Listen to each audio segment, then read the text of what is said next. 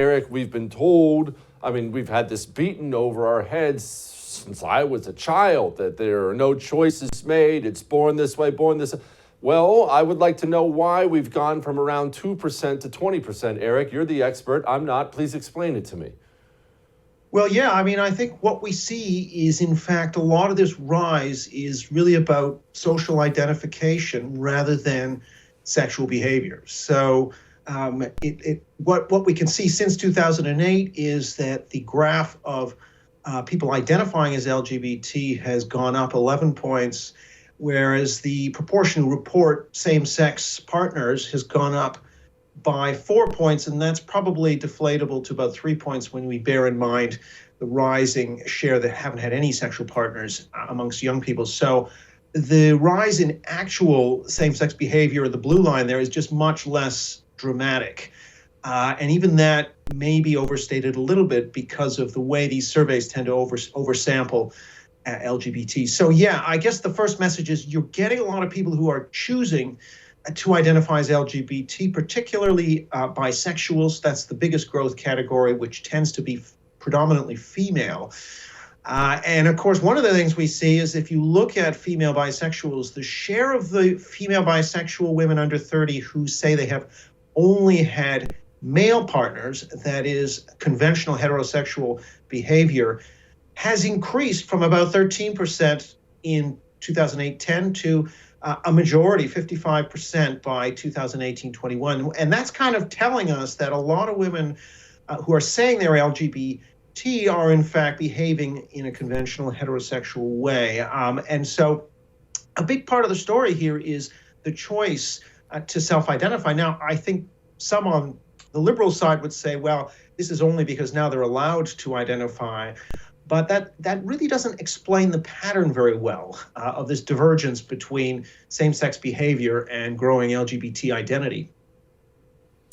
Okay, so how am I supposed to connect the dots there? Connect these dots for me. So we clearly have a bunch of kids who are saying there's something when they're not? Do I take it that it is that? So if you're not, then why would you say it? Is this simply societal pressures? Is that what we're seeing? Yeah, I mean, I think whereas one theory would say, oh, there's the societal pressure, it's now tolerant so people can be out.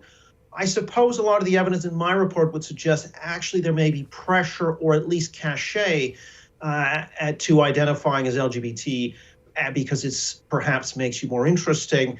Perhaps it's a political thing. And so one of the things we really see is that this rise is heavily concentrated amongst people who say they are very liberal.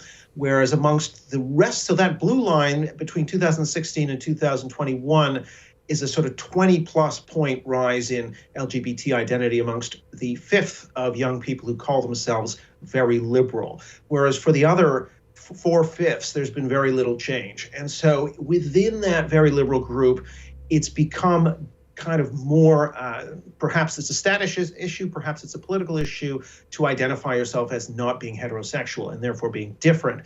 And so I think that has a number of implications. The fact this is taking place so heavily within that very liberal fifth means that its impact overall is going to be reduced. So it's not going to change the political balance in the country very much. Because really it's all largely happening within this very liberal strand. But of course, it does raise the question of, if people can choose to be LGBT, if sort of social incentives are such that they can sort of choose to be LGBT, can they perhaps choose also other kinds of identities, including being anxious and depressed? And of course, this leads on to this whole question of mental health.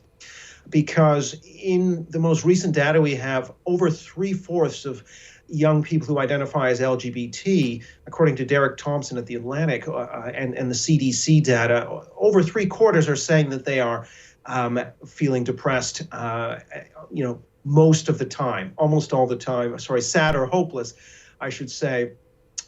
3 and 4 of that, again, much larger, 20%, as we said, LGBT share are saying they feel sad or hopeless, so have mental health problems.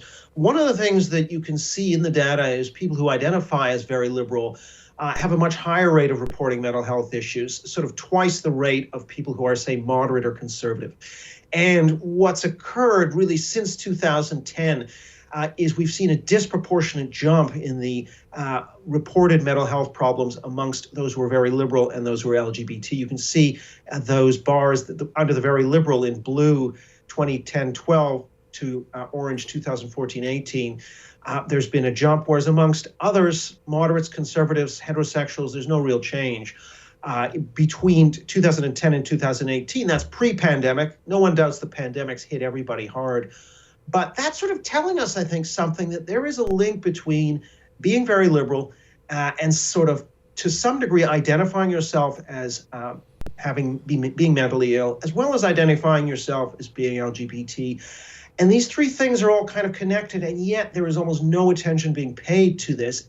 It is conceivably a big problem because even though we know most of the people who identify as LGBT are not practicing same-sex behavior, and likewise, a lot, no doubt, of those people who are identifying as mentally ill may not be seriously mentally ill, to the extent that it actually does lead to concrete behavior, which is a minority, but to the extent it is actually encouraging a decline in mental health, that is something we really need to worry about. And we need to think about what the culture is doing. What is the youth culture? What are the messages that are being sent out here that might actually be worsening mental health amongst these at-risk groups? And that really is something that hasn't received much attention. There have been some studies that notice that very liberal people have worse mental health, but very little attempt to actually dig in and understand why that's happening. Okay, a couple questions for me. One, why will no one dig in to why that's happening? And two, maybe more importantly, you say, or at least I don't want to put words in your mouth, but I guess I can assume a lot of people are identifying who aren't really. They just are doing it because it's the fad or pressure or whatever the case may be.